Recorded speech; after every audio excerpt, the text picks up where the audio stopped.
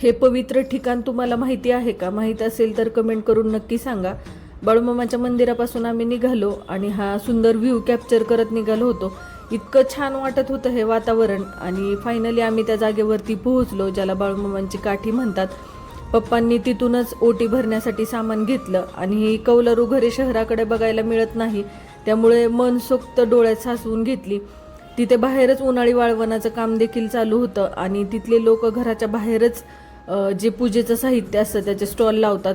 Finally आम्ही ते पवित्र मंदिर ठिकाणी पोहोचलो, पण मंदिर ओपन व्हायला आणखीन बराच वेळ होता, त्यामुळे आम्ही 15-20 मिनटं वेटच केला आणि त्या 15-20 मिनटाच्या क्षणानंतर फायनली मंदिर ओपन झालं. आणि ओपन झाल्यानंतर हीच ती काठी आहे ज्यांच्याकडे करणी बाधा असते, म्हणजे ज्याला करणी बाधा केलेली असते, या काठीला गोल राऊंड मारला की ती नाही इश्यू होते. आणि ही बाळूमामांची गादी.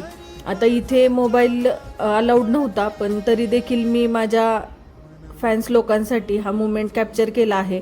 आणि भूक जोरात लागली होती, काही सुचेना, त्यामुळे आम्ही मस्तपैकी थोडा स्नॅक्स घेतला, म्हणजे कुरकुरे भेळ तिथूनच घेतली होती.